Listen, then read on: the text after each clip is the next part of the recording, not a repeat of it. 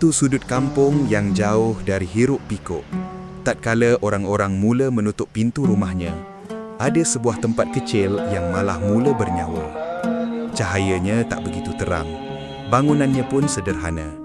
Tak ada papan nama yang besar, tak ada pembesar suara yang megah, dan tak ada halaman luas seperti tempat-tempat yang sering kita tengok di kota. Namun, dari tempat kecil inilah setiap malam terdengar suara yang perlahan, masih terbata-bata tapi penuh dengan harapan. Suara budak-budak belajar mengaji.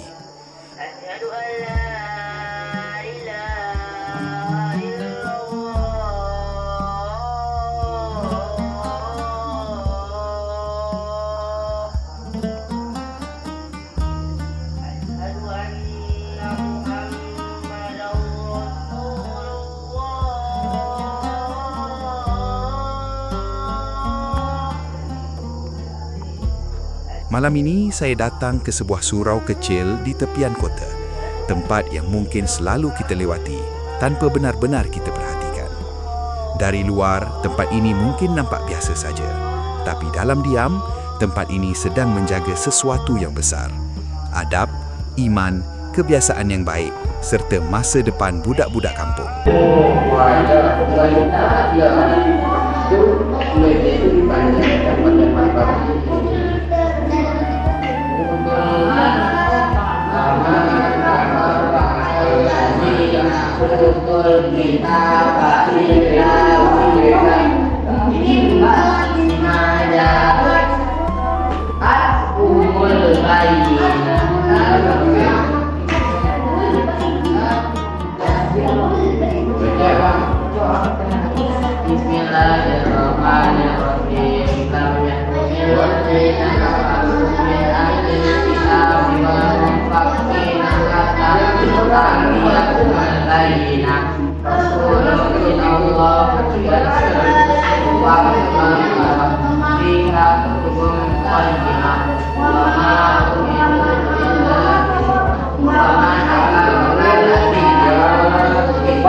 Kalau kesini datang sama siapa nih?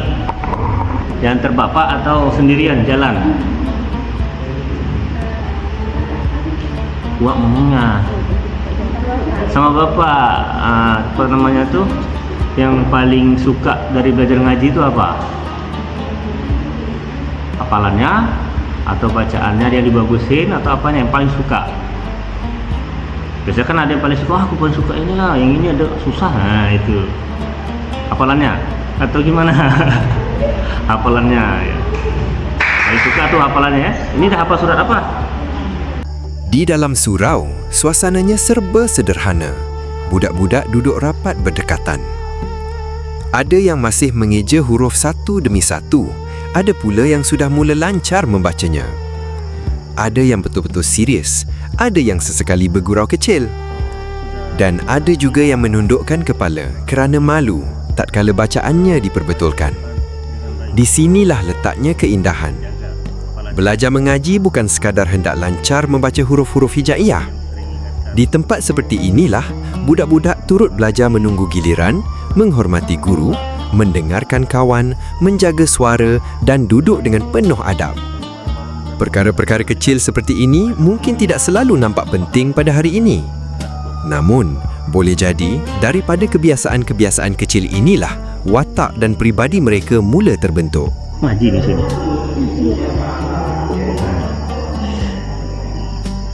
Datangnya sendiri tadi sama bapaknya datangnya kan?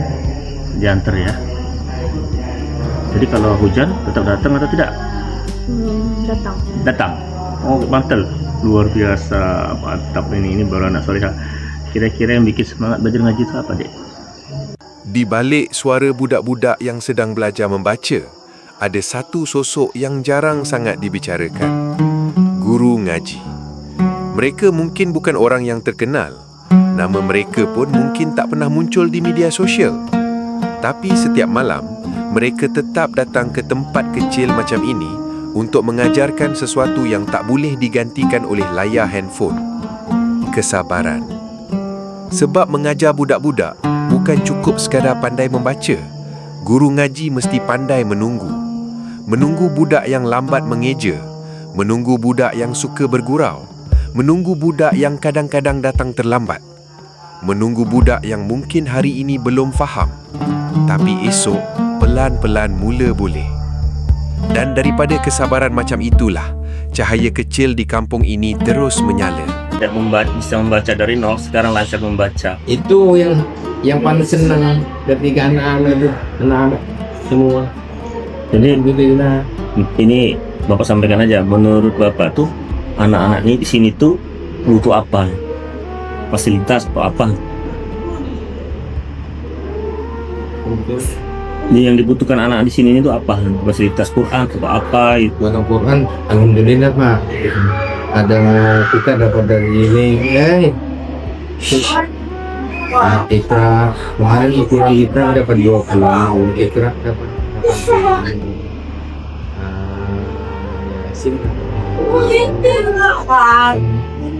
Di sini biar macam orang TV, kita tidak fokus di Ikra itu saja Pak. Saya dari awal kalau sudah ngajar Ikra, saya tak sanggup karena saya belajar dulu tidak begitu. Yang diutamakan dulu mulai cara sopan santunnya, akhlak itu. Iya, penting itu Pak. Karena ilmu paling tinggi itu tentunya akhlak. Dan itu. Jadi kalau ada pesan untuk orang tua, apa yang akan Bapak sampaikan? Kalau sama orang tua kita kan cuma minta support anak-anaknya, dorongan itu saja. Kita tidak ada bayaran ya, anak-anak kita ada bayaran. Masya Allah. Murah nih saya sama rumah enggak Bagus. Bagus. bukan kita ini ya Pak, enggak. Memang saya pikiran sama orang saya sudah tua, saya bilang Buat apa lagi ya? pikiran saya gini, ya sudah saya sholat tak macam orang, sering tak sholat, sering tak puasa, sering ngaji itu bolong-bolong. Mudah-mudahan dengan begini salah satu jadi amal jariah saya nantinya. Saya bilang anak yang tak tahu apa-apa, ketika ibu saya meninggal, anak itu bisa ngaji, otomatis dengan terang-terang saya bilang mudah-mudahan dapat juga pahalanya ke saya. Insyaallah. Cuman itu saja saya harapan saya dulu. Jadi kita ini hidup di dunia kan bukan hanya mengejar dunia, akhirat kan Pak ya. Dengan Bapak mengajar ngaji itu, saya yakin Pak banyak contoh ya guru-guru ngaji itu. Salah satunya dia punya jasa tidak mencuri, luar biasa tuh. Semoga itu sebagai apa namanya, pendekatan diri kita kepada Yang Maha Kuasa. Iya betul. Saya di sini kalau tak sabar udah lama anak ngaji. Jangan Pak. Kasihan Saya- anak iya, generasi itu. gitu. Cuman orang rumah bilang kita jalani aja. Yang penting ya tujuan kita kan bukan mau jadi ini mau jadi itu, enggak. Selagi ada yang mau mengajar lagi ya silakan. Saya pun bukan pandai saya bukan. Terus terang. Bagi orang tua, mengantar anak ke surau mungkin nampak macam rutinitas kecil. Tapi sebenarnya, di dalam rutinitas itu tersimpan harapan yang besar. Mereka ingin anak-anaknya tumbuh dengan pegangan hidup. Mereka ingin anak-anaknya bukan cuma pandai memakai teknologi, tapi juga punya adab. Namanya siapa Pak? Sawi. Oh, sorry. Pak, kalau surau kecil ini artinya buat warga sekitar itu apa Pak? Manfaatnya? Apakah ini digunakan atau cuma seperti mas? Digunakan Pak, setiap malam ada anak-anak ngaji ya, untuk belajar untuk baca Al-Quran, baca Iqra. Bapak asli sini? Iya, Dulu ngaji di sini juga? tidak Pak. Oh, di tempat lain ya? Belum apa? Dulu di bawah ini masih masjid, jadi masjid dipindah ke atas, di bawah jadikan TPQ. Jadi tempat seperti ini perlu dijaga Pak ya, karena di tempat fasilitas ngajinya Pak ya? Iya. Alhamdulillah. Kalau mendengar suara anak mengaji di malam hari itu, apa yang Bapak Ibu rasakan? Malam ini, saya datang ke sebuah surau kecil dengan satu pertanyaan. Apa sebenarnya yang dijaga oleh tempat sekecil ini? Rupanya, bukan cuma bacaan Iqra dan Al-Quran. Di sini, yang dijaga adalah adab, kebiasaan baik, kesabaran guru, serta harapan orang tua. Di luar sana, dunia makin ramai, layar makin terang, dan hiburan makin mudah dicari. Tapi di sudut kampung ini, ada cahaya kecil yang tetap menyala. Cahaya dari anak-anak yang masih mau belajar, guru yang masih setia membimbing, dan orang tua yang masih mau mengantar.